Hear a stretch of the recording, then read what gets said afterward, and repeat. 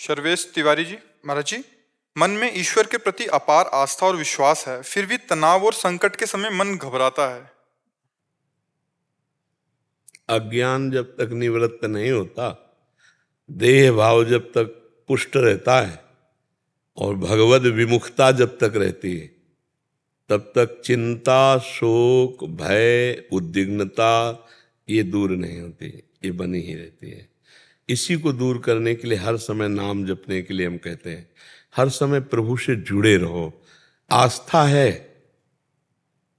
लेकिन हम प्रभु से जुड़े नहीं हैं, तो आस्था का मतलब क्या रहा? अगर हमारे हृदय में प्रभु का नाम चल रहा है, रात दिन हम प्रभु से जुड़े हैं, तो फिर तनाव किस बात का? तनाव शब्द नहीं रहता। फिर ये तनाव शब्द बहुत ज्यादा जो सोचते रहते ना, उनको होता है ओवर थिंकिंग। नाम जप है नहीं, अब वो बढ़ता चला जा रहा मन, कल्पना में, सोच में बढ़ता, कभी निगेटिव, कभी पॉजिटिव, कभी रागात्मक, कभी द्वेषात्मक। अगर द्वेषात्मक हुआ तो भार पड़ता चला जा रहा, दिमाग कमजोर होता चला जा रहा, वो डिप्रेशन वाला आदमी बन जाएगा।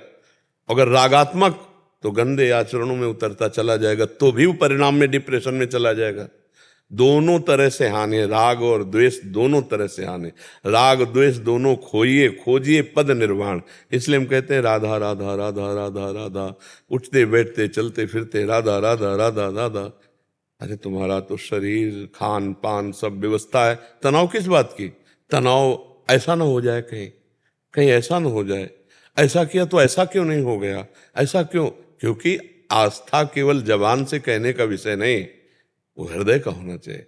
जब हृदय का विषय है तो भगवान ऐसा चाहते थे, ऐसा हो गया, भगवान जैसा चाहेंगे वैसा हो जाएगा। हम अपने कर्म से मतलब रखें, कर्मण्येवाधिकारस्ते मा फलेषु कदाचन, राधा राधा राधा राधा। मन कह रहा है ऐसा हो सकता, हाँ भगवान ऐसा करेंगे तो मंगल भवन है, कोई ना कोई मंगल विधान कर दे, हम प्रसन्न हो जाएंगे, हम आनंदित रहेंगे अगर भगवान से जुड़े रहे।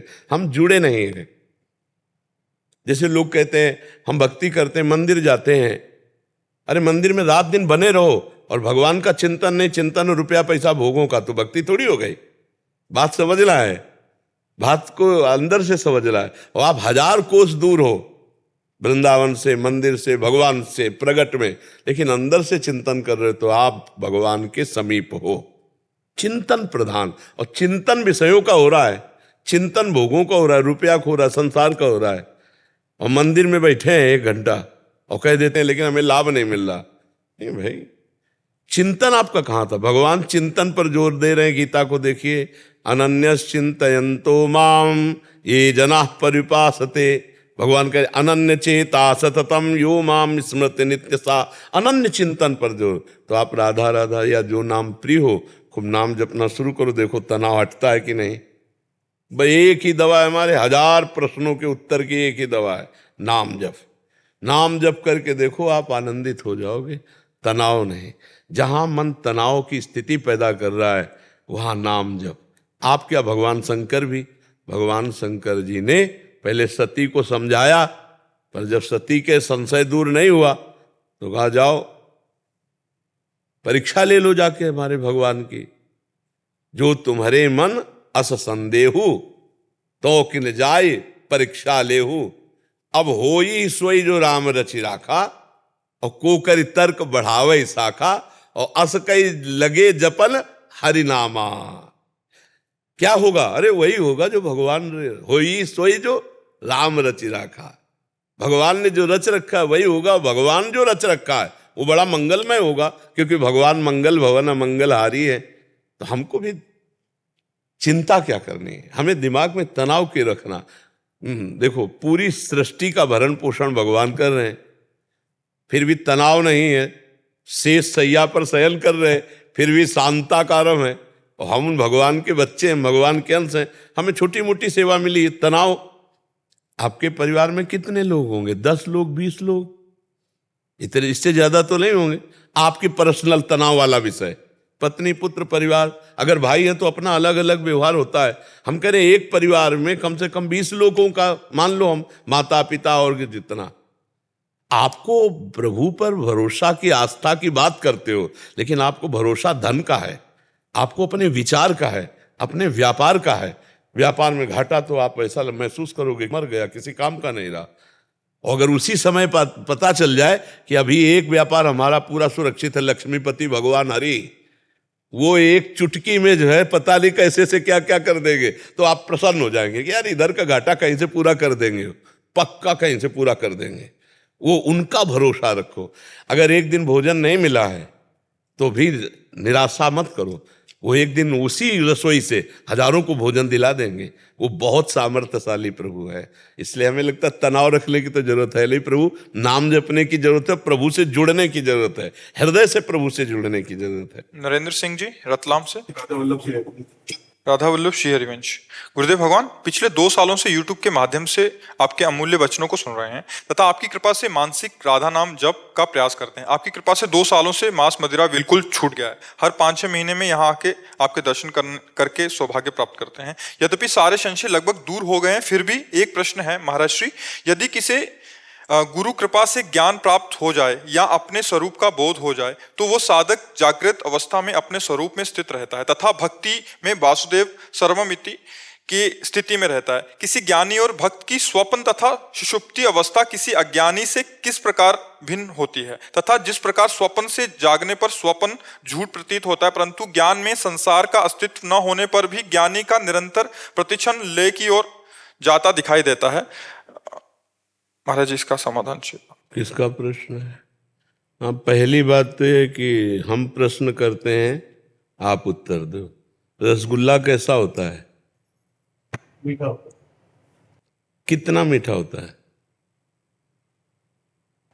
मीठा होता है, बहुत मीठा। इसके बाद बहुत मीठा होता है, और इसके बाद बहुत मीठा कितना होता है? इसके बाद क्या उत्तर दोगे आप? नहीं, उत्तर नहीं दे सकते, नहीं, अनुभव कर सकते हैं। अनुभव। ये जो आप स्थिति की बात करते हो, ये अनिर्वचनीय स्थिति है। अनिर्वचनीय माने जिसका वर्णन नहीं किया जा सकता। गाढ़ सुषुप्ति में तमोगुण के कारण वो बोध रहित होता है अज्ञानी जीव, लेकिन गाढ़ सुषुप्ति में जैसे बोध रहित स्थिति होने पर अज्ञानी को एक आनंद की अनुभूति होती 6 घंटे बाद। आज मैं बहुत अच्छा सोया, क्योंकि सुषुप्ति में उसका कोई चिंतन नहीं हुआ संसार का। समझ रहे हो? ऐसे ही ज्ञानी पुरुष जागृत अवस्था में संसार के चिंतन से रहित और परमानंद में स्थित रहता है, सुषुप्ति की तरह। पर सुषुप्ति में जागृत अवस्था ज्ञानी की नहीं है। ज्ञानी जागृत अवस्था में सुषुप्ति की तरह है, उसे तुरीय अवस्था कहते हैं। जागृत में गाढ़ सुषुप्ति की अवस्था की तरह आनंद में डूबा हुआ है, और ऐसी स्थिति में उसके द्वारा क्रियाएं भी हो रही हैं। इतनी आश्चर्यजनक स्थिति है कि उसका वाणी से वर्णन, वो देखते हुए भी नहीं देख रहा, सुनते हुए भी नहीं सुनता, खाते हुए भी नहीं खा रहा है, क्रियाएं करते हुए भी वो क्रिया रहित है, क्रिया रहित होते हुए भी क्रिया सहित है। समझ पा रहे हो? क्रिया रहित होते हुए भी क्रिया सहित है, क्रिया सहित होते हुए भी क्रिया रहित है। वो जागृत है, पर जागृत होते हुए भी वो जागृत नहीं है। एक अलौकिक स्थिति ज्ञानी की। अब प्रेमी की जागृत स्वप्न सुसुप्ति स्फुरत में राधा पदाब्ज छटा। वो जाग रहा है तो श्री जी में प्रियालाल में, और सो रहा है तो प्रियालाल में, और स्वप्न में है तो प्रियालाल में। इन जागृत स्वप्न सुसुप्ति अवस्थाओं का उसके ऊपर कोई प्रभाव नहीं पड़ता, क्योंकि इनका प्रभाव अज्ञानी देहाभिमानी पर पड़ता है। वो हर समय अपने स्वरूप में रहता है, जैसे ज्ञानी आत्म स्वरूप में, ऐसे भक्त भाव स्वरूप में। दास स्वरूप, सखा स्वरूप, गोपी भाव का स्वरूप, सहचरी भाव का स्वरूप, ये भाव देह की प्राप्ति। उत्तम अवस्था को प्राप्त महापुरुषों में ये जागृत स्वप्न सुसुप्ति का भेद मिट जाता है। जैसे वो समाधि में है, ऐसे ही वो गाढ़ निद्रा में तमोगुण में जो सोया हुआ पुरुष है, ऐसे। अब ऐसी समाधि स्थिति में होते भी उसकी क्रियाएं हो रही। समाधि स्थिति में रहते हुए भी वो खा पी रहा, चल रहा है, जी रहा है, ये दिखाई दे रहा है, लेकिन वो कुछ नहीं कर रहा है। अब इस स्थिति को देहाभिमानी कैसे समझ सकता है? एक अनिर्वचनीय स्थिति है। इसीलिए जब तक अनुभव नहीं होगा तब तक सही माने में उसको आप नहीं समझ सकते। क्योंकि जैसे प्रेम है वो अनिर्वचनीयम, प्रेम अनिर्वचनीयम सूक्ष्मतरम अनुभव स्वरूपम कामना रहितम, ये स्थिति है। द्वंद्वातीतम, जो द्वंद्वातीत हो चुका है, सुख दुख मान अपमान लाभ हानि जीवन मृत्यु, इससे अतीत अवस्था है उसकी, अर्थात आत्मस्वरूप में स्थिति। अब जब तक आत्मस्वरूप में स्थित रहे तो कैसे समझ पाएगा? भला ऐसा कैसे हो सकता है कि देख रहा है और नहीं देख रहा है, देखते हुए भी नहीं देख रहा, खाते हुए भी नहीं खा रहा, चलते हुए भी नहीं चल रहा, क्रिया करते हुए भी क्रिया रहित है और क्रिया रहित होते हुए भी क्रिया सहित है? ये तो बड़ा गूढ़ प्रश्न है। ऐसे ही प्रेमी का है कि यार बरात मिलवे को निस दिन और मिले ही रहते निस दिन, मनो कबहू मिले ना। भगवत रसिक रसिक की बातें रसिक बिना को सबूझ सकेला। बिना ब्रह्म बोध हुए, बिना रसिक हुए स्थिति को समझा नहीं जा सकता, स्वयं में भी नहीं समझा जा सकता, औरों की तो बात जाने दो। क्योंकि समझने की सामर्थ्य बुद्धि में होती ना, और बुद्धि को प्रकाशक है वो, जो जिसको हम बुद्धि से समझना चाहते वो बुद्धि का प्रकाशक है। तो बुद्धि की इतनी क्षमता नहीं कि अपने प्रकाशक को जाए, इसलिए बोध होता है अपने आप से अपने आप का, बुद्धि से नहीं, अपने आप से अपने आप का बोध होता है। प्रेम होता है अपने आप का विस्मरण हो जाना। जब मैं था तब हरि ले, और अब हरि है तो ये मतलब ये समझने का केवल इशारा मात्र है, बकाया निज अनुभव ही इसका स्वरूप है।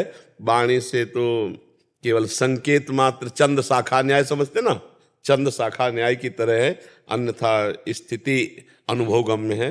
वो बताया जैसे बहुत साधारण अनुभव है गुलाब जामुन का, रसगुल्ला का।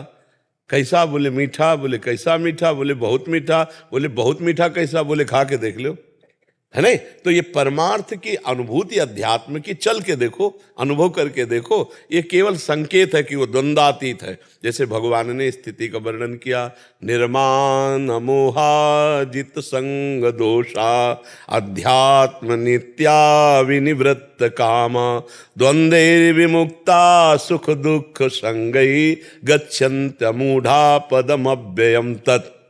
भगवान ने कहा वो अव्यय पद को प्राप्त हो जाता, जो मान रहित है, जो मोह रहित है, अमोहा, और जो जिसके ऊपर किसी भी विषय वस्तु व्यक्ति स्थान के संग का किंचन मात्र कोई प्रभाव नहीं। जित संग दोषा अध्यात्म नित्या, जो आत्मस्वरूप में स्थित है, विनिवृत्त कामा, जिसकी सारी कामनाएं निवृत्त हो चुकी है, जो उस द्वंद्वों से मुक्त हो चुका है, जो सुख दुख में समान भाव वाला है, ऐसा ज्ञानी महापुरुष परम पद का अधिकारी होता है। अमूढ़ा, क्योंकि कर्तत्वाभिमान रखने वाला मूढ़ पुरुष होता है। अहंकार विमूढ़ आत्मा कर्ता हमिति मन्यते, वो कर्ता और भोक्ता भाव से ऊपर उठा हुआ सिद्ध महापुरुष, ये स्थिति है। अब ये स्थिति अंदर आवे तब बात समझ में आवे कि वो कैसे जागृत स्वप्न सुषुप्ति में हर समय भगवदाकार वृत्ति रहती है। न भक्त सोता है और न ज्ञानी सोता है। जो स्थिति में आनंद है वो निद्रा में आनंद थोड़ी है। निद्रा में जो इंद्रियों को नवीन चेतना और बल मिलती है, वो संसार का 6 घंटे चिंतन छूट गया, इसलिए है। और भक्त तो जागृत अवस्था में चिंतन संसार का छोड़कर भगवान में रमण करता है, तो हर समय इंद्रियों को नवीन नवीन आनंद मिलता है, इसलिए वो विक्षेप को प्राप्त नहीं होती। निद्रा विजयी हो जाता है ज्ञानी भी और भक्त। सोता हुआ नजर आएगा पर सुषुप्ति में नहीं है वो उसी भगवदाकार चिंतन में मगन है। निद्रा समाधि स्थिति, ज्ञानियों की जो निद्रा है वो समाधि स्थिति है। भजन करो और सत महापुरुषों के वचन सुनकर उसके अनुसार चलते रहो, तो ये अनुभव गम्य विषय है। बालकृष्ण वशिष्ठ जी। जय श्री राधे महाराज जी। महाराज जी राधे राधे। महाराज जी हम ब्रजवासी हैं और हमारा शरीर ब्राह्मण शरीर है। महाराज जी हमारे ब्रज में जगह जगह में यात्री दर्शन करने आते हैं। उन यात्रियों में से कुछ यात्री हमारे घर में आके अमनिया प्रसाद जैसे चून चावल इत्यादि दे जाते हैं, तो हम उसे डर डर के लेते हैं कि पता नहीं किस भाव से दे जा रहा है। हालांकि महाराज जी हम आपकी कृपा से हर एक वस्तु जो हमारे समक्ष आती है उसे प्रभु को अर्पित करके भोग लगाते हैं। महाराज जी ये सब हमारे भगवत प्राप्ति में बाधक तो नहीं है? नहीं, आप ब्रजवासी हो, आप तीर्थ पुरोहित का भी कार्य कर सकते हैं। जैसे जगह जगह ठाकुर जी के दर्शन कराना और उससे कुछ रुपए मिले परिवार का। सब हमारे ब्रज में सबसे बड़ी बात यह है कि धन का एक तरह से अभाव समझिए। क्योंकि बहुत कम खेती किसी किसी के पास होगी, नहीं तो प्रायः जीवन यापन करने के लिए ठाकुर जी ही हैं। ठाकुर जी के दर्शन कराना, ठाकुर जी की सेवा करना, ठाकुर जी को लेकर ही हमारे ब्रजवासी जन, और ब्रज में लाखों संत इन्हीं ब्रजवासियों से जीवित है। इन्हीं के उदर भरण पोषण की जो व्यवस्था इन्हीं के घरों में होती है। राधे श्याम मांगा एक रोटी, इनके घर में एक रोटी, ऐसे हजारों लाखों संत है पूरे ब्रज 84 कोस में। तो आप जैसे उपरोहित कर्म करके या फिर आपके घर में जो अमनिया आ जाता है, ठाकुर को भोग लगा देते हो, किसी एक संत को रोटी दे देते हैं, तो कभी कोई दोष आपको भगवत प्राप्ति में बाधा पहुंचा ही नहीं सकता। हम ये जरूर प्रार्थना करेंगे कि हमारे जितने भी तीर्थ में दर्शन कराने वाले ब्रज 84 कोष में हैं, बड़े भाव श्रद्धा से लोग आते हैं, उनके साथ अगर छल कपट का व्यवहार होगा तो वो फिर अश्रद्धा कर बैठेंगे, धाम के ऊपर भी और धाम वासियों के ऊपर भी। तो हमें चाहिए अर्थ की प्रधानता रख करके हम छल कपट वाला व्यवहार ना करें। सीधी सीधी बात है कि हम 4 जगह दर्शन कराएंगे। अब हमारी जिम्मेवारी बन गई कि 4 जगह दर्शन करा के उनको सुरक्षित स्थान तक छोड़ दें, क्योंकि वो नहीं जानते तुम कहाँ लिए जा रहे हो। उनके साथ किसी भी तरह का छल ना हो, कपट ना हो, और उनको इतना विश्वास हो जाए कि अगली बार आवें तो आपके घर में आवें, वो आपसे अपनापन कर लें। अगर उनके साथ छल कपट हुआ तो धाम की भी श्रद्धा चली जाएगी और आप लोगों पर भी श्रद्धा चली जाएगी। पर हम बाहर से आने वालों को प्रार्थना करते हैं कि ये जो 150 रुपये आप देते हैं ब्रजवासियों को, तो आप निश्चित समझो जिन संतों के आप दर्शन भी नहीं कर सकते, ऐसे ऐसे संतों को रोटी देते हैं। वो जो एकांत में चुपचाप छुप कर भजन करते हैं, ब्रजवासियों के घर रोटी मांगते हैं, हजारों की संख्या में मांगते हैं, और उधर भरण पोषण होता है। 20 वर्ष अपने लोग ऐसे जिए। तो हमने देखा है कि जो सेवा कुंज निधिवन यहाँ वृंदावन में दर्शन कराने के लिए 50 रुपया 100 रुपया लेते हैं, और उनके घर में जब जाते हैं तो घी की चुपड़ी रोटी हमें देते हैं। तो सोचो वो 100 रुपया आपका कहाँ पहुँचा, एक संत के उदर में एक रोटी के रूप में। और हजार रुपया तो शराब पीने में खर्चा कर देते हैं लोग, 10 हजार लाखों रुपया होटलबाजी इधर उधर में खर्चा कर देते हैं। अगर ब्रज में आए 100-200 रुपया यहाँ के ब्रजवासियों को दे दिया और वो दर्शन कराए, तो हमें लगता है दोष दृष्टि नहीं करनी चाहिए दोनों पक्ष में। और ब्रजवासियों को चाहे कि उनकी व्यवस्था जब हमारे हाथ में आ गई कि अब हम दर्शन करा रहे हैं, तो उनकी जेब सुरक्षित रहे, उनकी चैन सुरक्षित रहे, ऐसा उनको पहले संबोधन करके ऐसा व्यवहार करे कि अगली बार वो आपसे अपने घर जैसा व्यवहार करे, तो कोई दोष नहीं है। क्योंकि यहाँ ब्रज में जीवन यापन के ठाकुर ही सब कुछ है। सैकड़ों ब्रजवासी ऐसे हैं जिनके ना दुकान है और ना 1 बीघा खेती है, बस केवल परिवार चल रहा ठाकुर जी से। 4 जगह दर्शन करा पूरा, और उनके घरों में जाओ तो हम आपको कैसे बताएंगे। अगर एक दिन ना जाओ तो पूछते हैं, बाबा कल आए नहीं थे तुम, देने के लिए इतने उत्साहित हैं कि कल आए नहीं थे। तो इन ब्रजवासियों पर कभी दोष दर्शन न करे, और ब्रजवासियों को चाहे कि बाहर आने वालों की कभी श्रद्धा का आनंद न करे। तो अगर ऐसे चले तो बहुत बढ़िया, भगवत प्राप्ति में कोई बाधा नहीं है। कमलेश सिंह जी आजमगढ़ से। राधे राधे। राधे राधे महाराज जी। महाराज जी, जैसे स्वप्न में से जगने पर स्वप्न का जीवन मिथ्या लगता है, वैसे ही कई बार मन में ये विचार आता है कि जो जीवन हम जी रहे हैं वो पूर्णतः मिथ्या तो नहीं। क्या इस संसार को जैसे मैं देख रहा हूँ वैसा ही बाकी लोग भी देख रहे हैं, या फिर सबकी दृष्टि का संसार अलग अलग है?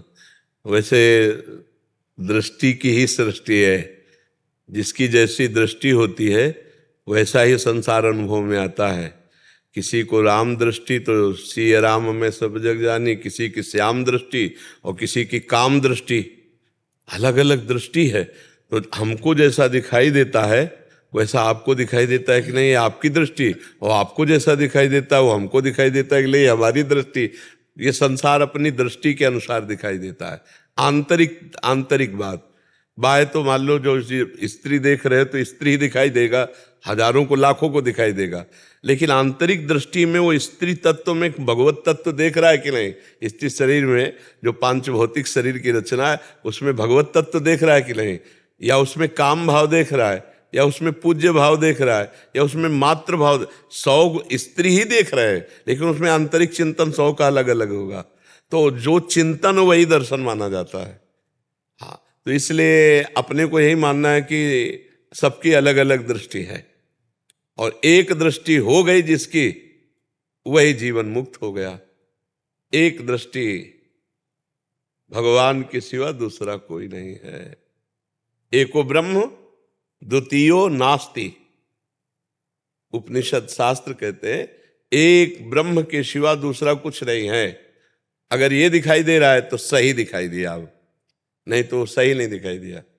फिर तो अभी तब माया का द्वैत का जो मल है नेत्रों में वो अभी हटा नहीं। वो हट गया तो जड़ चेतन जग जीव जत सकल राम मैं जाने, बंदों सबके पद कमल सदा जोरी जुग पान। सब में भगवान विराजमान, सब भगवान। ये सही दृष्टि है। और गलत दृष्टि मायायुक्त, क्या ये पुरुष है, ये स्त्री है, गुणवान है, ये दोषयुक्त है, ये उत्तम है, ये अधम है, ये नीच है, ये महान है, ये अज्ञान की दृष्टि है। और विद्या विनय संपन्ने ब्राह्मणे गविहस्तनी स्वनीच सुपाके चा पंडिता समदर्शिना। ये पंडित की दृष्टि, पंडित माने होता ज्ञानी, ये ज्ञानी की दृष्टि है जो विद्या विनय संपन्न में और गाय में, हाथी में, कुत्ते में, चांडाल में एक ही तत्व को देखता है, वो ज्ञानी है। और जो अलग अलग देखता है वो अज्ञानी है। जो सब में एक भगवान को देखता है वही सच्ची दृष्टि है। जो अलग अलग भेद दृष्टि, नानात्व दृष्टि, यही अज्ञान की दृष्टि है। वैसे हम ये कहना चाहेंगे कि मिथ्या केवल हमारी अभी की मान्यता है, कुछ मिथ्या नहीं है। जैसे कहा जाता है ना शरीर मिथ्या है, नहीं नहीं, पंचभूतों से रचित है तो पंचभूत अपने अपने तत्व में मिल गए और वो अपने अपने तत्व में मिल गए। और जब आप देखो तो सब जाके ब्रह्म में मिल गए, तो ब्रह्म स्वरूप अब भी है, इसलिए सर्वम खलमिदम ब्रह्म। पर पहले वैराग्य धारण करने के लिए पहले दो पद्धतियां स्वीकार की जाती हैं, एक नहीं और एक है, व्यतिरेक और अन्वय। तो ये नहीं है, ये नहीं है, ये नहीं है, तो जहां हम है में पहुंचे तब फिर जब देखेंगे तो सब वही है। एक भी चीज नाशवान नहीं है। अब वो सब नाशवान है नहीं, अशाश्वतम भगवान कह रहे नाशवान है। तो क्या नाशवान? ये आकृति, ये आकृति नहीं रहेगी, पर तत्व तो रहेंगे ना। आकाश तत्व आकाश में मिल जाएगा, जल तत्व जल में, वायु तत्व वायु में, अग्नि तत्व अग्नि में, पृथ्वी तत्व पृथ्वी में। और इन सब तत्वों के बाद में जहां मिलन होगा वो ब्रह्म है। ब्रह्म से प्रकट हुआ, ब्रह्म में ही लीन हो गया, तो सब ब्रह्म ही है। ब्रह्म के सिवा कुछ नहीं है। केवल पद्धति है को समझने के लिए नहीं नहीं नहीं और फिर है, नेति नेति नेति और फिर इति। यही है, यही है, यही है परमात्मा। सब रूपों में साक्षात परमात्मा ही ये सब बना हुआ है, सब कुछ वही बना हुआ है। पर हमारी अभी वो दृष्टि नहीं जागृत है, इसलिए नहीं दिखाई दे रहा। नहीं, गोपी जन देख रहे ना, जित देखूं तित श्याममयी। मैं जिधर देखती हूँ मुझे श्याम सुंदर देख, गोपी जन कहती ना जी। आनंद नारायण जी। राधे राधे। महाराज जी, ईश्वर तो सर्वशक्तिमान है, सर्वज्ञ है, तो उन्होंने मनुष्य को ऐसा क्यों नहीं बनाया? नहीं, मनुष्य को बना को अपने आप बने हैं। अभी तुमको ज्ञान ही नहीं है। अपने आप से अपने आप में रचना करके अपने आप में भूल गए। अब आप जान जाओ आप कौन है। तो मनुष्य हो क्या? मनुष्य शरीर ढांचा का नाम है। क्यों? इस ढांचे का नाम है ना।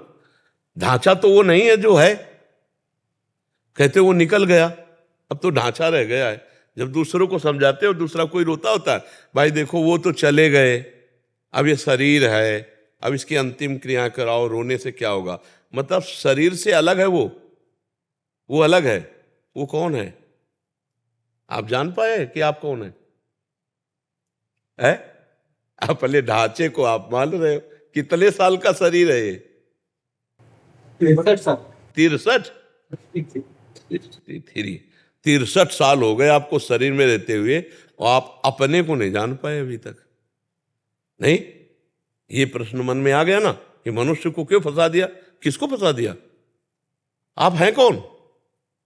आप खुद फंस गए, किसी ने किसी को नहीं फंसाया। आप हमें बोलो आपको क्या पकड़े?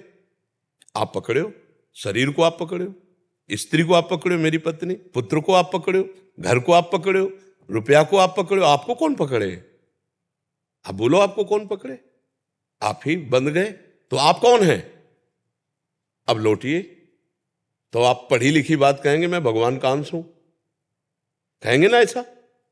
अगर आप थोड़ा भी शास्त्र पढ़े हैं तो ईश्वर अंश, जीव अविनाशी, रामायण, गीता, ममैवांशो जीव लोके जीव भूता सनातना। जीव कौन है? ममैवांशो, भगवान का अंश। तो अब एक चम्मच गंगा जल लो तो क्या बोलोगे? गंगा जल तो बोलोगे। और एक टैंकर लो तो गंगा जल बोलोगे ना। तो भगवान का अंश पूर्ण होता है, वो भगवान ही है, भगवत स्वरूप ही है। अब अपने को भूल करके और आप माया में फंस गए और आप दोष लगा रहे हो भगवान पर। हाँ, वो कौन फंसा? कौन फंसाया? किसने? हमें बताओ कि तुम्हें भगवान ने यहां फंसा दिया। कितना सुंदर मनुष्य शरीर मिला, इससे ज्ञान प्राप्त करके आप भगवता आनंद में अभी डूब जाएं, लेकिन आप इस शरीर के भोगों में फंस गए। आप फंसे हैं। आपको भगवान ने कहा कि आप ये कर्म करो, आप ये भोग भोगो, आप ऐसा करो। आप अपनी इच्छाओं में फंसते चले गए। इच्छा रहित हो जाओ, आप भगवान के स्वरूप हो। इच्छा रहित केवल आपको होना है। इच्छा रहित हो जाओ, आप भगवत स्वरूप हो, और आप कोई नहीं हो। आप ये ढांचा नहीं हो। जो हाथ जोड़े बैठा है ढांचा नहीं है। आप वही हो, वही जाजुल्यमान।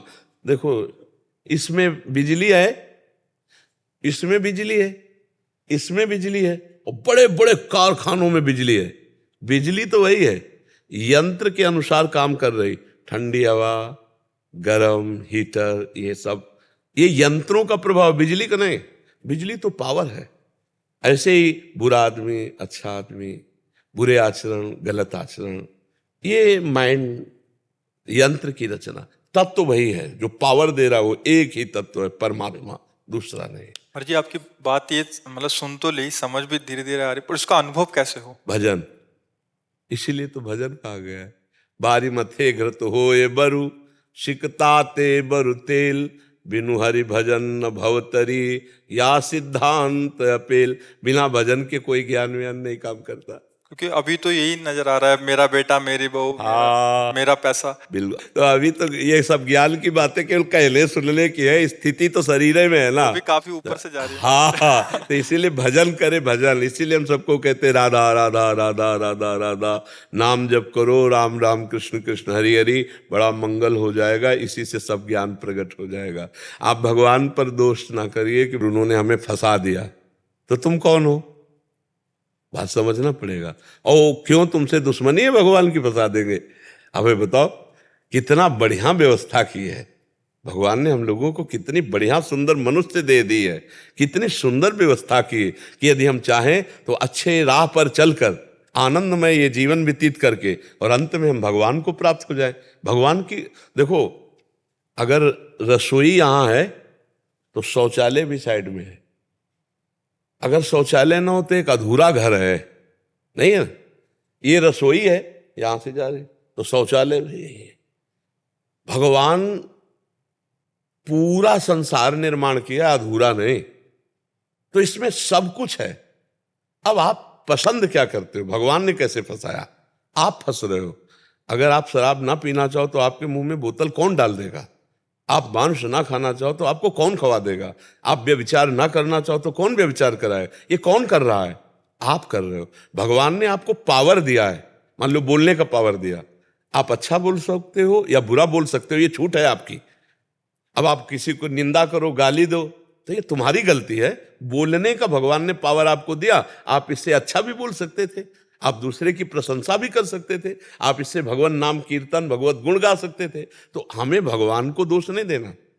हमें देखने की शक्ति दी। अब हम क्या देख रहे हैं, अच्छा देख रहे हैं या बुरा देख रहे हैं? सुनने की बात दी, अब हम बुराई सुन रहे हैं या भलाई सुन रहे हैं? करने की बात दी, हम बुराई कर रहे हैं या भलाई कर रहे हैं? देखो, पावर हमको दे दिया।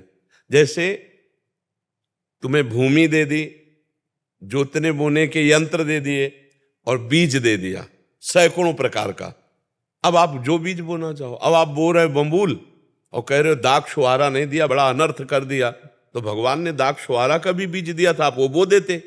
ऐसे ही आप चाहते सुख हो और करते पाप हो, तो आपको सुख कैसे? पाप रूपी वृक्ष में दुख रूपी फल लगता है, विपत्ति रूपी फल लगता है, और पुण्य रूपी फल उसका जब आएगा तो सुख लगेगा। आनंद मिलेगा। तो आप आनंद के मार्ग में चलो तो अभी आनंद मिल जाए। अब बुरे मार्ग में चलोगे, बोले भगवान सर्वशक्तिशाली थे फिर उन्होंने ऐसा नहीं। भगवान ने नरक भी बनाया है और भगवान ने स्वर्ग भी बनाया है। भगवान ने अच्छाई भी बनाई है, बुराई भी बनाई, और दोनों का आपको ज्ञान है कि ये अच्छा है बुरा है, तो आप बुरा ना करो, अच्छे मार्ग में चलो, आनंद हो जाएगा। भगवान कहाँ बांधे हुए हैं? हमें तो ये नहीं समझ में आता कि हमें बांधे कौन है। हम खुद बंधे हुए हैं। तुम इच्छा करके गलत आचरणों में बंधते चले जा रहे हो, तो अब फिर कहते हैं भगवान की माया बड़ी जोरदार है, छोड़ नहीं रही। छोड़ कहां रहे? तुम नहीं छोड़ रहे यार, काहे को माया पे डाले हुए हो? तुम नहीं छोड़ रहे। हमें बताओ, तुम छोड़ दो, तुम्हें कौन पकड़े? आप ही पकड़े हो, आपको कोई नहीं पकड़े। अब लोग मूर्खता में फंसे, नहीं फंसे? बोले अब यार चाहे जो कुछ हो जिंदगी में, ये तो नहीं छोड़ सकते, हम इसके बिना जी नहीं सकते। और जब स्वीकार नहीं किया था तब भी तो जी रहे थे। ये कमजोरियां हमारे अंदर आ गई। यही भगवान की माया का दोष हम दे देते हैं कि ये भगवान की माया है। माँ माने नहीं या माने जो, जो है नहीं उसको हम दोष दे रहे हैं, और हम ही गलती करके फंसते हैं। क्यों भैया, कहीं भगवान दोषी नजर आते हैं क्या? आप हमें बता दो। इतना सुंदर आपको नेत्र दिए, कान दिए, नाक दिए, हाथ दिए, पैर दिए, कितने कृपालु हैं भगवान। और हमको अवसर दिया कि हम भजन करके भगवान को प्राप्त करें, और हम भूल गए संसार के भोगों में। अब इसमें भगवान का क्या दोष है? हमें तो नहीं लगता प्यारे भगवान का कोई दोष है। हमारे दोष हैं। अब हम उनसे क्षमा याचना करके भजन करें, अभी आनंद आ जाएगा। भजन करो, भजन करने से ही परमानंद की प्राप्ति होगी। नाम जप करते हो? थोड़ा बहुत। अरे थोड़े बहुत से काम नहीं चलेगा। आप शरीर छोड़ के जाना है यहाँ से भैया, और यहाँ जो कुछ है वो सब, घड़ी भी रह जाएगी तुम्हारी यहीं, घड़ी भी नहीं जाएगी, और ये हाथ भी नहीं जाएगा तुम्हारे साथ, तुम्हारा हाथ भी तुम्हारे साथ ले जाएगा।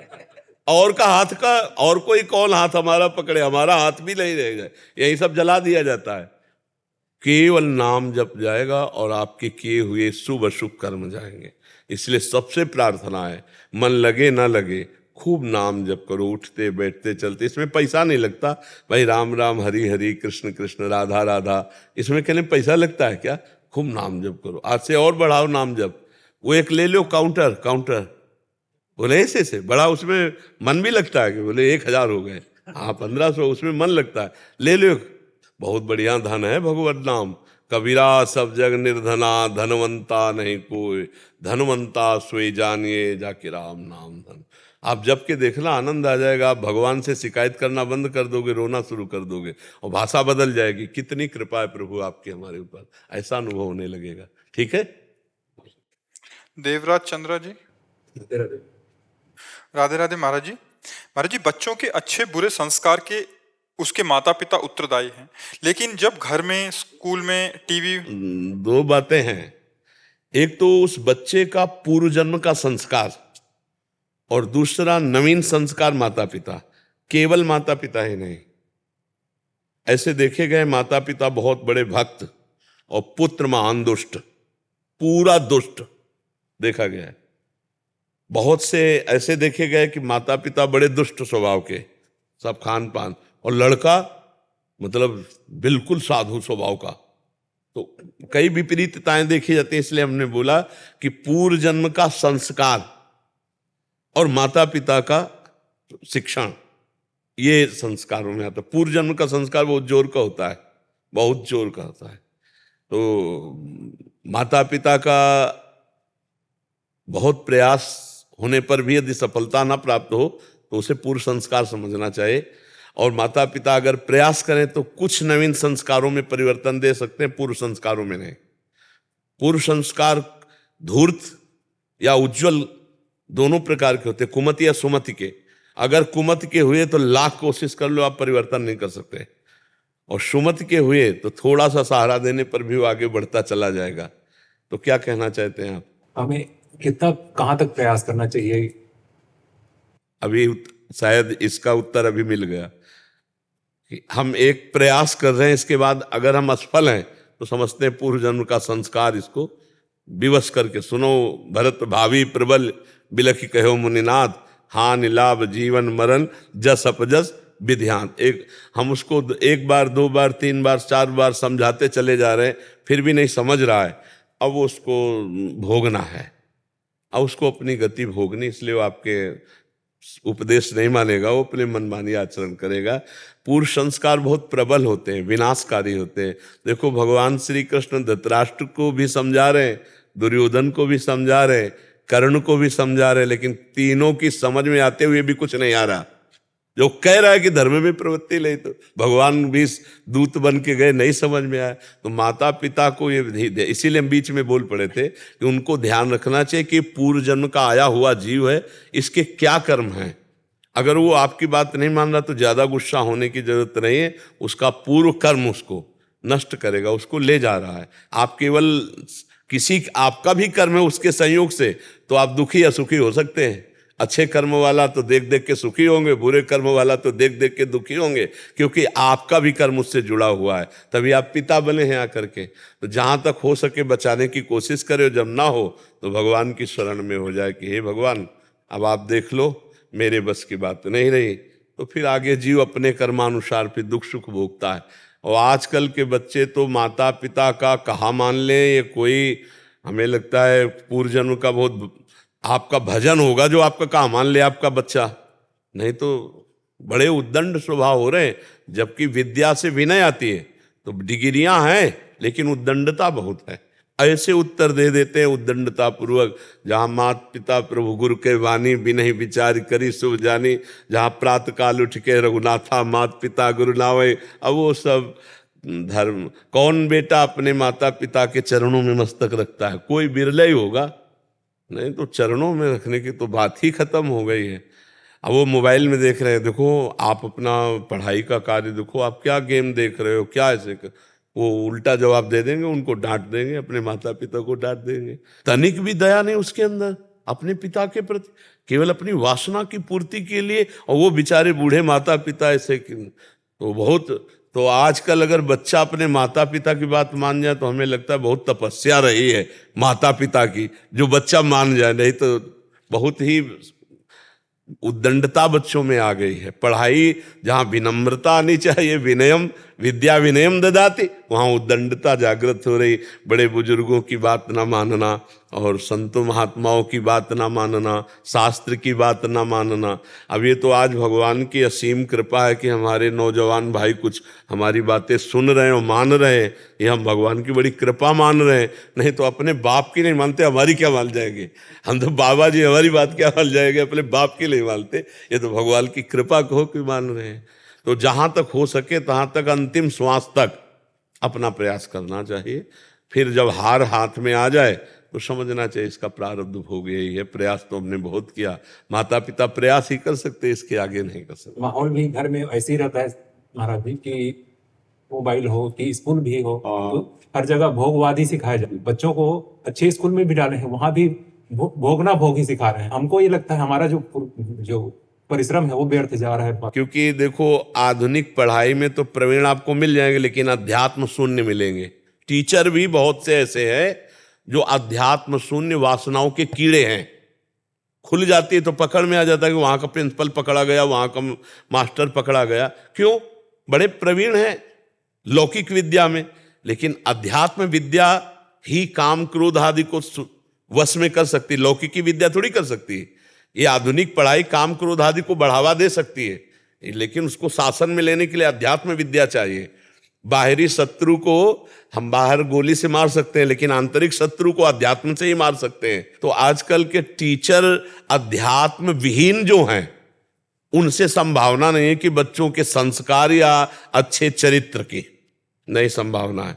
जो अध्यात्म से जुड़े हुए टीचर हैं वही हमारे बच्चों को, जिनको अध्यात्म का शास्त्र का ज्ञान ही नहीं है, तो फिर वो ब्रह्मचर्य एक बहुत बड़ी नींव है।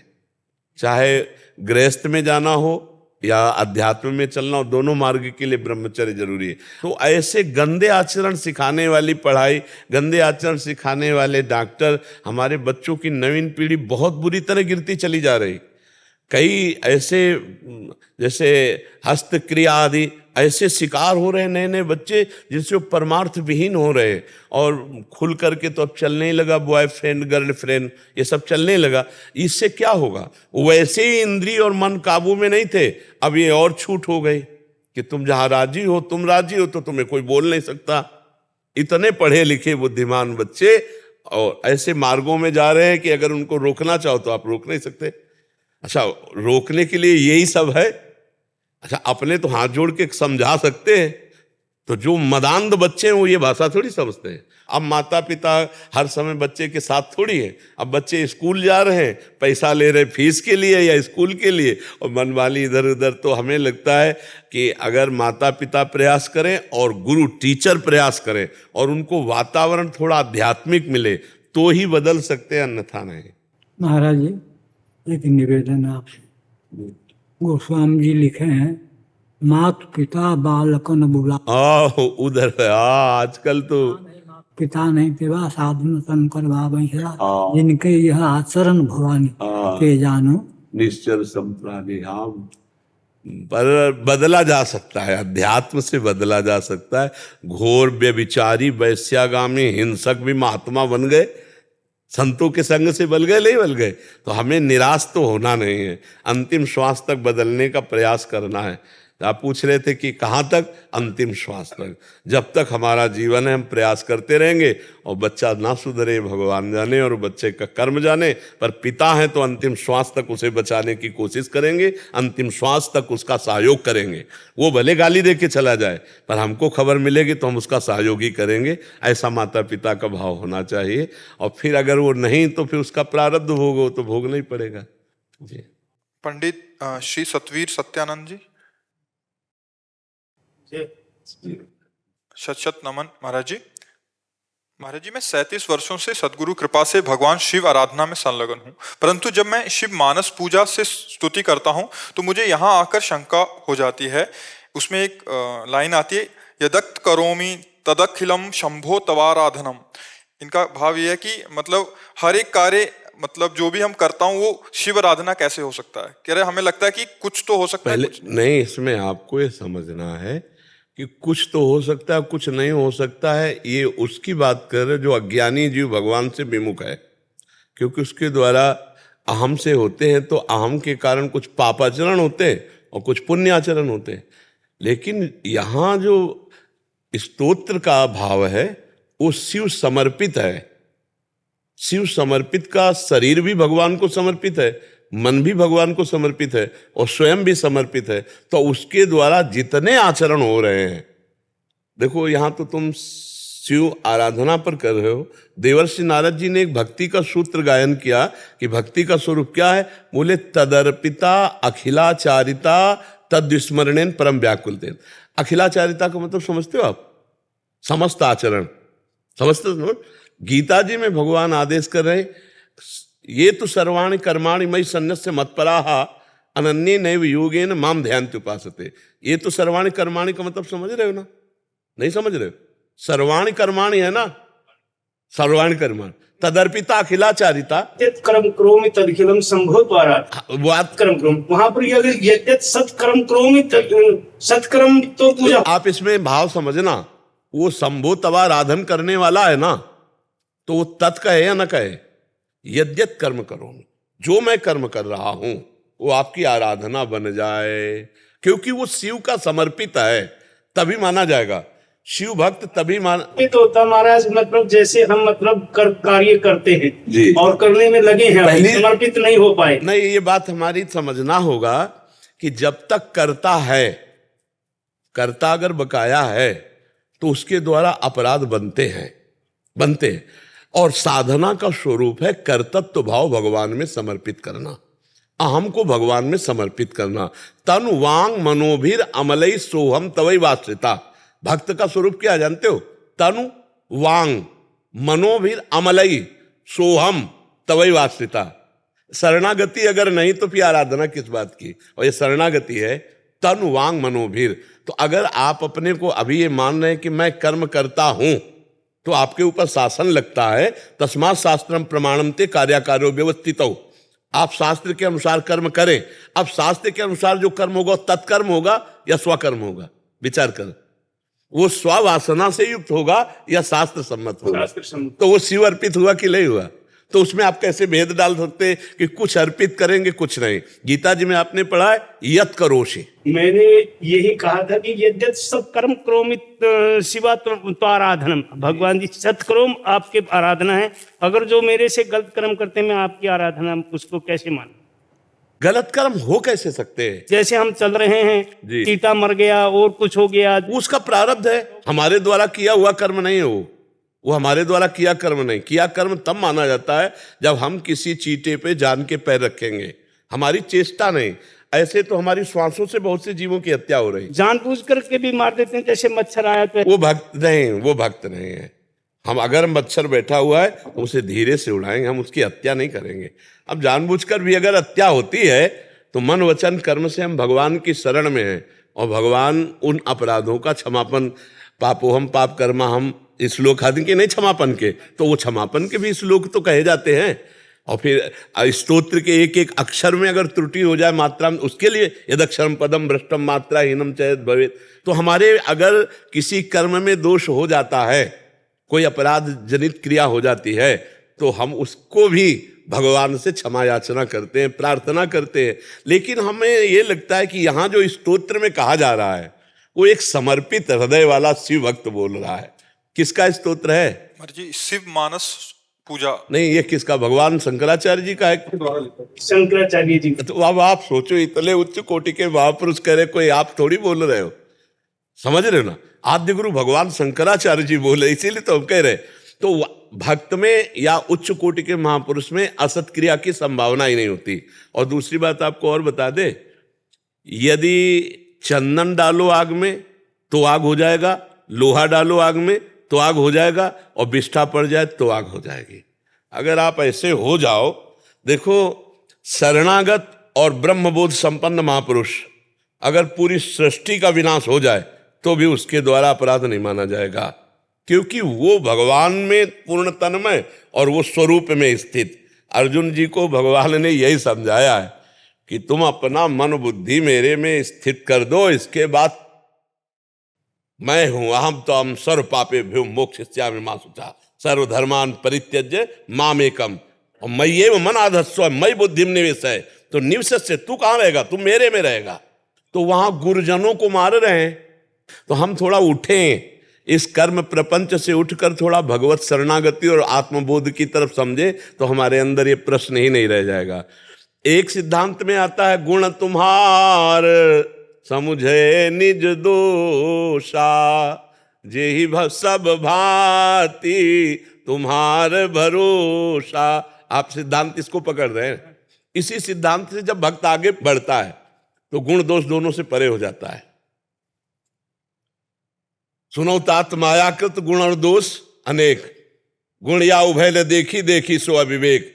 वो ऐसे हो जाता है और कहता है अगर जबान से निकलेगा तो हे श्री कृष्ण आपकी वाणी, हाथ से जो कर्म होंगे हे श्री कृष्ण आपके, क्योंकि हाथ ये अंतःकरण ये आंख ये कान सब आपको समर्पित हो चुके हैं।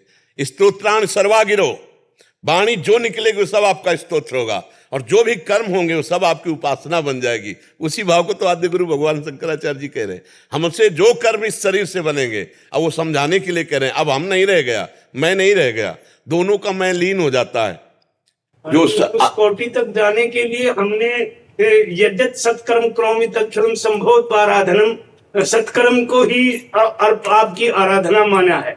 हम ये कह रहे हैं नहीं, असत उपासना से असत हो ही नहीं सकता। जैसे सूर्य प्रकाशित हो गए तो अंधकार की चर्चा ही नहीं है। आप असत की सत्ता क्यों पकड़े हुए हैं?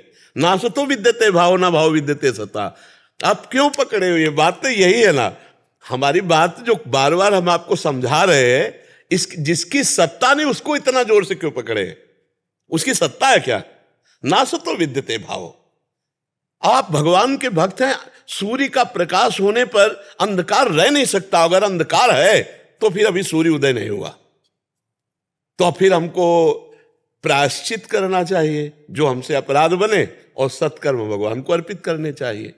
पर ये उच्च कोटि के महापुरुष की स्थिति जहां तवार्चनम है, वो भगवान शंकराचार्य जी बोल रहे, आप अपनी स्थिति से उस बात को नहीं समझ पा हमारे रहे। जी वो पूरा जो श्लोक है ना उसमें शरणागति का बहुत सुंदर वर्णन है। एक दो लाइन है हमारे जी, वो कह रहे हैं, हे शंभो आप मेरी आत्मा हैं, माँ भवानी मेरी बुद्धि है, मेरी इंद्रियां आपके गण हैं एवं मेरा शरीर आपका ग्रह है, संपूर्ण विषय भोग की रचना आपकी ही पूजा है, मेरी निद्रा की स्थिति समाधि स्थिति है, मेरा चलना आपकी परिक्रमा है, मेरे शब्द आपके स्रोत हैं, वास्तव में मैं जो भी करता हूँ वो सब आपकी आराधना है। बिल्कुल बहुत उच्च कोटि की स्थिति है। तो आदि गुरु भगवान शंकराचार्य जी, आप मैंने पुष्प आपको कल अर्पित किया था जो मानव जीवन का लक्ष्य के रूप में, जी जी और छोटा सा विश्व के लिए हम कोई अगर गलती हो गई तो हमें बुला करके सीधा कर दो। हाँ, अभी उसका समय तो नहीं मिला कि हम उसका स्वाध्याय करें, एक बार उसे देखेंगे फिर आपकी चर्चा करें। उसमें मैं आपका हाँ, और पहली बात तो आप ये समझ लीजिए